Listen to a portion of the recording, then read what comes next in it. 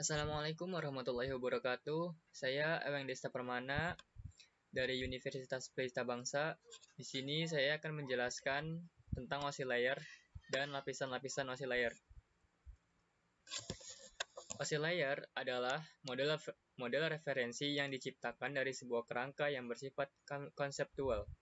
Tujuan dari pembuatan OSI layer adalah menjadi model rujukan bagi setiap vendor atau developer sehingga produk atau perangkat lunak yang dibuat memiliki sifat interpolate. Menuju lapisan-lapisan OSI layer. Lapisan OSI layer yang pertama yaitu physical layer, yang kedua data link, yang ketiga network, yang keempat transport, yang kelima session, yang keenam presentation, dan yang lapisan terakhir yaitu application. Physical layer, lapisan pertama dalam model referensi jaringan OSI. Lapisan ini mendefinisikan antarmuka dan mekanisme untuk meletakkan bit-bit data di atas media jaringan.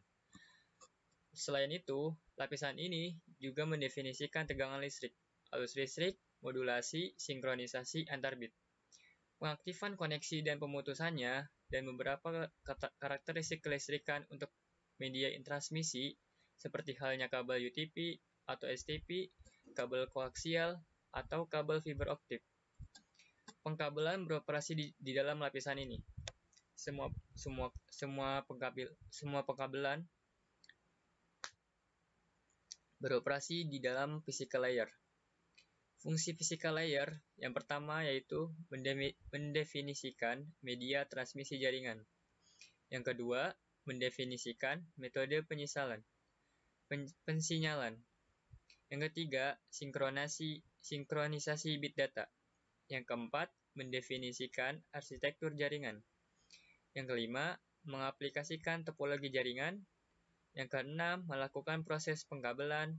Dan yang terakhir yaitu mendefinisikan LAN card atau niche dalam bekerja dengan gelombang radio. Selanjutnya dalam lapisan OSI layer terdapat data link layer. Lapisan kedua model OSI yang dapat melakukan konversi frame-frame jaringan yang berisi data yang mendeteksi kesalahan dan pentransmisian ulang terhadap frame yang gagal. MAC address juga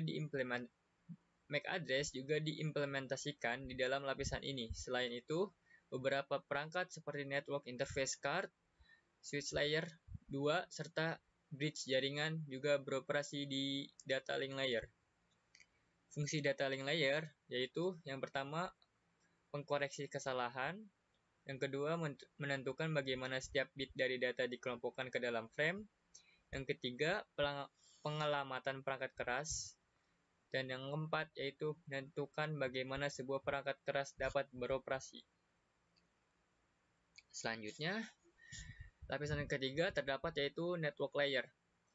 Lapisan ketiga dari bawah dalam model referensi jaringan OSI, lapisan ini bertanggung jawab untuk melakukan beberapa fungsi berikut.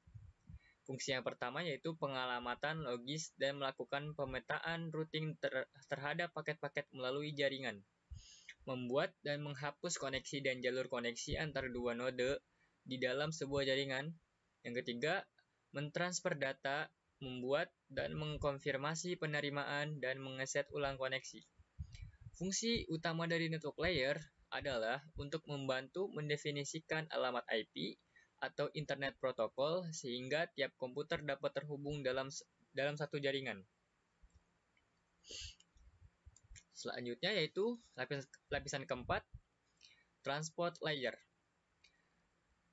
Lapisan transport layer bertanggung jawab untuk menyediakan layanan-layanan yang dapat diandalkan kepada protokol-protokol yang terletak di atasnya. Layanan yang dimaksud antara lain yaitu mengatur alur atau flow control untuk menjamin bahwa perangkat yang mentransmisikan data tidak mengirimkan lebih banyak data daripada yang dapat ditangani oleh perangkat yang menerimanya. Yang kedua, mengurutkan paket atau paket sequencing yang dilakukan untuk mengubah data yang hendak dikirimkan menjadi segmen-segmen data. Proses ini disebut dengan proses segmentasi dan tentunya memiliki fitur untuk menyusunnya kembali. Yang ketiga, penanganan kesalahan dan fitur acknowledgement untuk menjamin bahwa data telah dikirimkan dengan benar dan akan dikirimkan lagi ketika memang data tidak sampai ke tujuan. Yang keempat, multiplexing yang dapat digunakan untuk menggabungkan data dari beberapa sumber untuk mengirimkannya melalui satu jalur data saja. Yang kelima, pembentukan sirkuit virtual yang dilakukan dalam rangka membuat sesi koneksi antara dua node yang hendak berkomunikasi. Lanjut ke lapisan yang kelima, terdapat session layer. Lapisan session layer ini memiliki fungsi utama untuk mendefinisikan bagaimana sebuah koneksi bisa dibangun, serta dapat mendefinisikan manajemen dari sebuah koneksi seperti menghancurkan dan juga memelihara koneksi.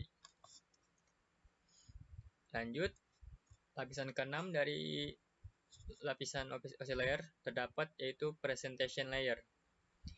Pada lapisan ini terjadi pembuatan struktur data yang didapatnya dari lapisan aplikasi ke sebuah format yang dapat ditransmisikan melalui jaringan.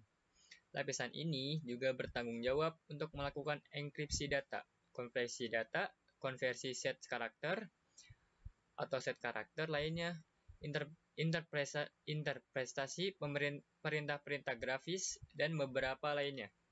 Dalam arsitektur TCP/IP yang menggunakan model DARPA, tidak terdapat protokol lapisan ini secara gopas.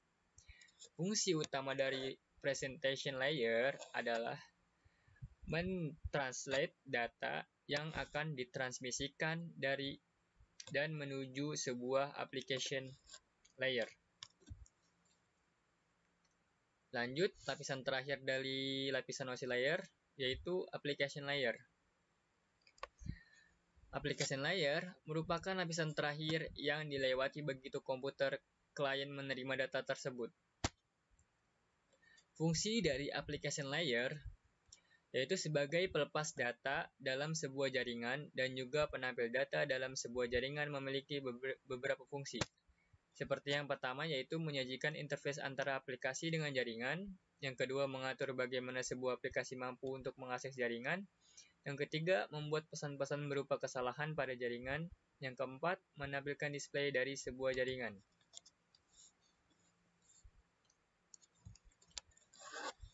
Seperti itulah lapisan-lapisan OSI layer dan penjelasan apa itu OSI layer. Terima kasih. Bila ada kesalahan, mohon maaf. Wabillahi taufiq wal hidayah. Wassalamualaikum warahmatullahi wabarakatuh.